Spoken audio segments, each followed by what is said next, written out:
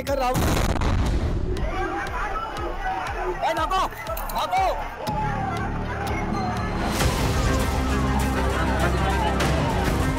जुन्या दिल्लीत असलेल्या लाल किल्ल्यापासून अवघ्या 800 मीटर अंतरावर झालेला हा भीषण स्फोट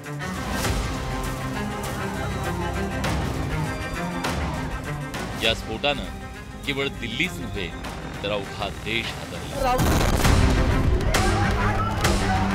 कारण देशाचा सन्मान मानला जाणाऱ्या लाल किल्ल्याला लक्ष्य करण्याचा प्रयत्न या स्फोटातून करण्यात आला। लाल किल्ला मेट्रो स्टेशन जवळ झालेल्या या स्फोटाचे धागेदोरे तपास यंत्रणांकडून शोधले जात आहेत। याचाच भाग म्हणून आता ज्या गाडीत स्फोट झाला त्या गाडीत सापडलेल्या एका हाताची DNA चाचणी सुरू झाली आहे। I-20 कारमधील ही व्यक्ती डॉक्टर उमर मोहम्मद नबी असू शकते असा दाट संशय गुप्तचर यंत्रणांना आहे। त्यामुळेच त्याच्या मृतदेहाच्या हातासह डॉक्टर उमरची आई भाऊ यांचे DNA सॅंपल घेण्यात आले। एक तो मेरे शौहर को ले गए, देवर को, बस उन दो भाइयों को ले गए थे। मदर को भी डिटेन किया? हाँ, सुबह। अच्छा, सुबह।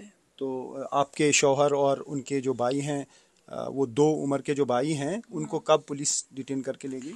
कल रात को 10 बजे। 10 बजे। हाँ। और माँ को सुबह? हाँ, माँ को सुबह। दिल्ली बॉम्बस्फोट हा सुसाइड बॉम्बरनं घडवल्याचा संशय आहे।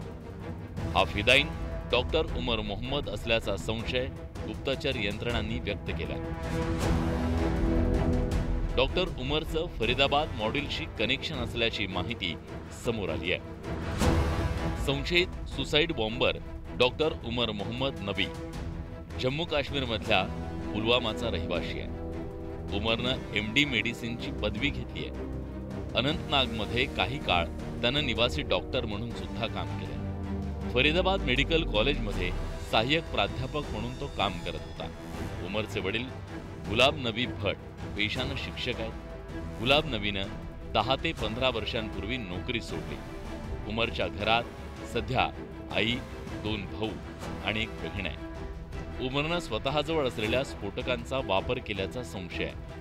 घटनास्थळी उमरच्या हाताचा भाग मिळालाय। मुझे तो नहीं लगता, क्योंकि जिस टाइप का वो इंसान था मुझे हैरत हो रही है। मुझे हैरत हो रही है कि वो ऐसा भी कुछ कर सकता है। वो कब निकले थे कश्मीर से, कहाँ पर नौकरी कर रहे थे आजकल?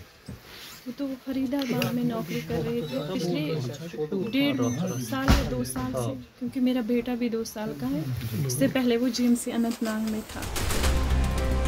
दिल्ली बॉम्बस्फोटाच्या आधीच पोलिसांनी फरीदाबादमधील धौज आणि फतेहपूर टाका या भागातून छापेमारी करत मोठ्या षडयंत्राचा भांडाफोड केला होता।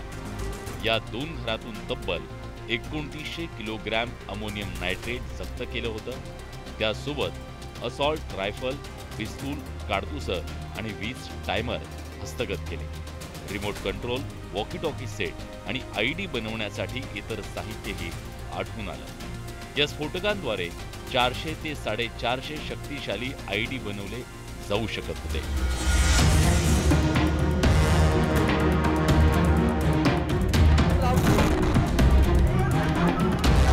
एवढ्या प्रचंड स्फोटकांच्या मदतीनं संपूर्ण दिल्ली NCR उद्ध्वस्त करण्याचा डाव या संशयित दहशतवाद्यांचा होता हे आता स्पष्ट झालंय। पण पोलिसांनी वेळीच या षडयंत्राचा भांडाफोड केला।